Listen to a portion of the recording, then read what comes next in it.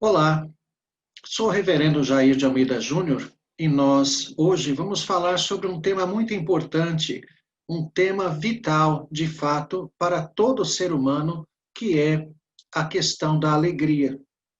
Nosso Senhor Jesus Cristo tratou da alegria como tema inicial no seu maior discurso.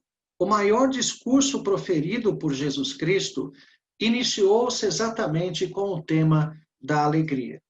Mas não qualquer alegria, uma alegria que é eterna, uma alegria que é tão consistente, tão verdadeira, que não pode ser tirada de nós.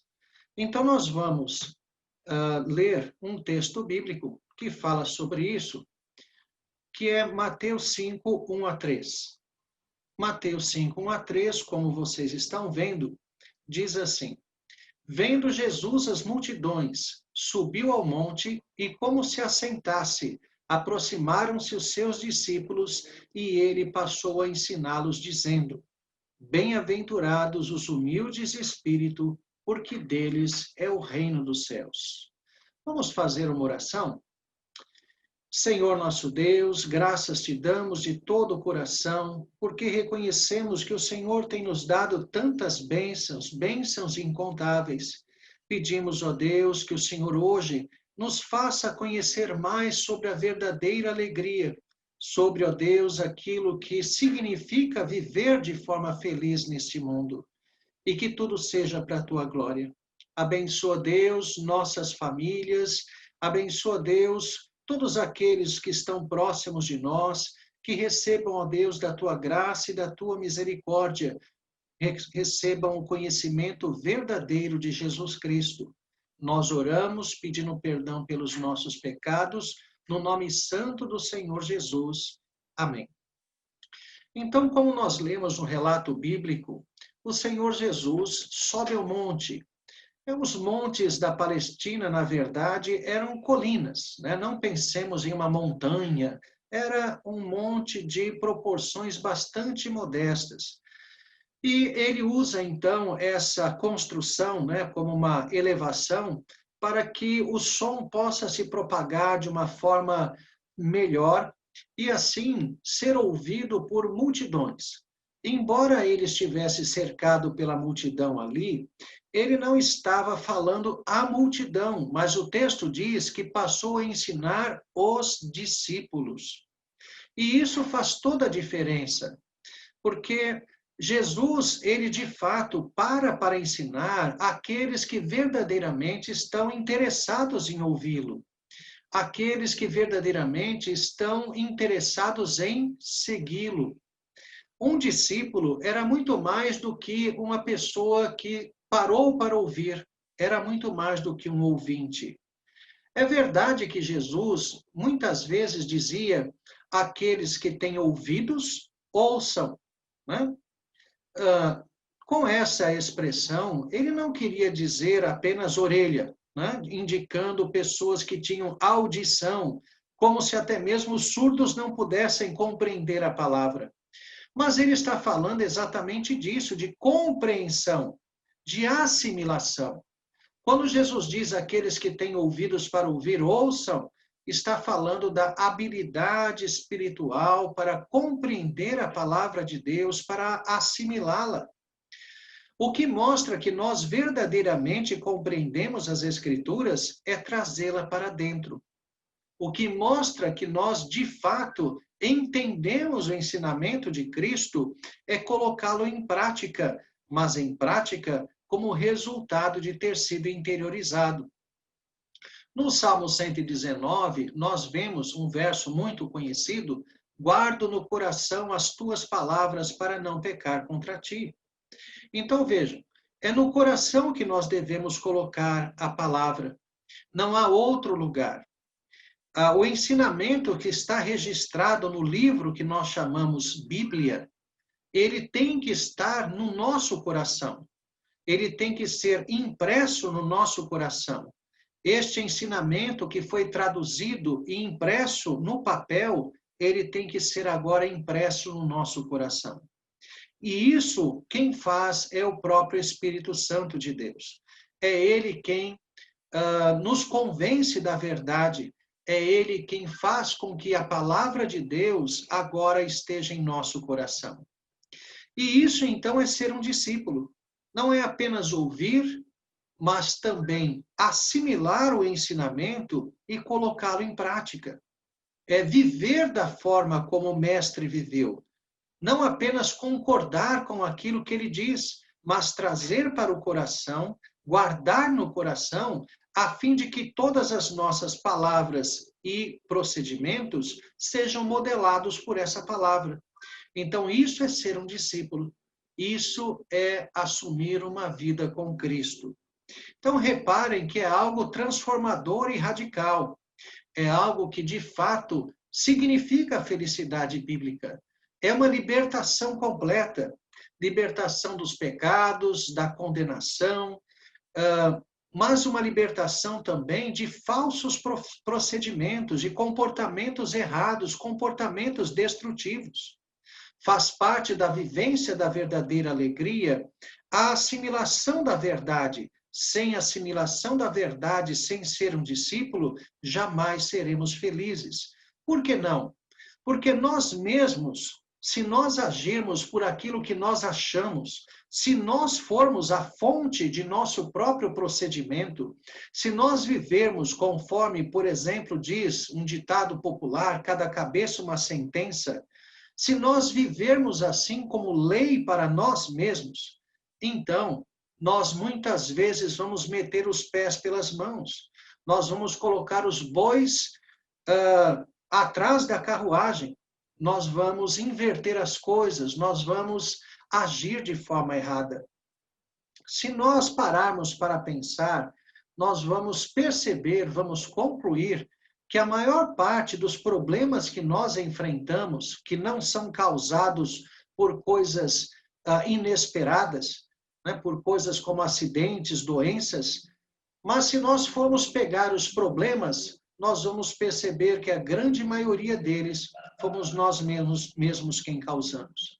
Às vezes até o acidente, quando a pessoa estava em alta velocidade numa estrada, por exemplo, uma doença, quando a pessoa tem uma dieta extremamente errada, que prejudica o corpo, ou então quando não dorme suficiente, quando não cuida do corpo suficientemente, nós vamos perceber que a grande maioria dos problemas que nós enfrentamos somos nós mesmos quem causamos.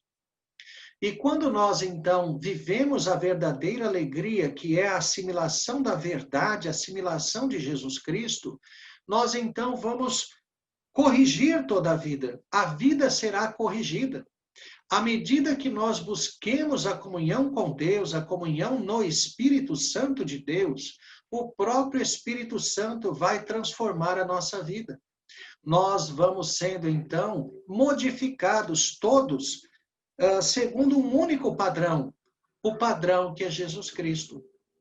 Então, entendamos que no Antigo Testamento, Deus deu um código de leis, 10 mandamentos em tábuas de pedra.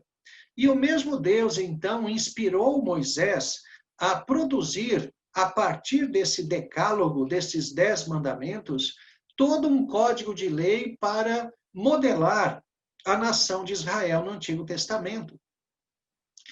Agora, no Novo Testamento, nós temos a chamada lei de Cristo. Mas o que é a lei de Cristo? A lei de Cristo não é diferente da lei de Moisés. Na verdade, nesse mesmo Sermão da Montanha, que começa aqui no capítulo 5 de Mateus, que faz parte do texto que nós lemos, ele vai trazer também a afirmação de Jesus: não penseis que vim revogar a lei e os profetas. Eu não vim revogar, eu vim cumprir. Então, reparem que a lei de Cristo, o que é? É a prática da lei de Moisés. Então, nas tábuas de pedra, havia o princípio registrado. Na vida de Cristo, nós temos a lei prática, a lei viva. Então, por isso que o que o Espírito Santo de Deus faz, na medida em que nós interiorizamos a palavra, em que nós meditamos, estudamos as Escrituras, à medida que essa palavra vai sendo impressa em nosso coração, então o Espírito vai modelando a nossa vida segundo essa palavra, que nada mais é do que a imitação da própria vida de Cristo, do modelo de Jesus Cristo. Então, reparem o quanto isso é importante. Uma coisa que tem ficado de lado, uma coisa que tem ficado de lado na atual geração de mundo, é que as Escrituras têm sido colocadas de lado, de escanteio. As Escrituras têm sido até mesmo substituídas. As pessoas têm olhado para o procedimento, que é, na verdade, uma proteção para o ser humano. Alguém já descreveu a Bíblia como o manual de instrução do ser humano.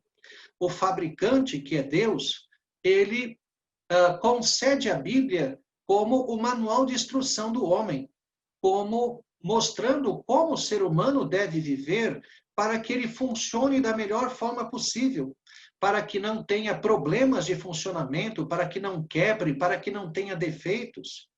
Então, se o ser humano começa a modificar o padrão do fabricante, ele vai trazer problemas para a sua vida.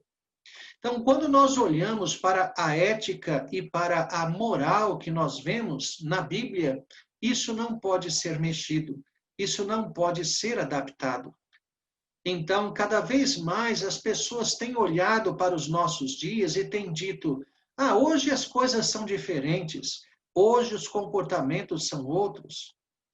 E até mesmo pessoas mais idosas, que cresceram sob um tipo de ética ainda muito mais rígido, né, mais de acordo com as Escrituras, hoje admitem a imoralidade, acham que isso é comum, acham normal os jovens serem imorais.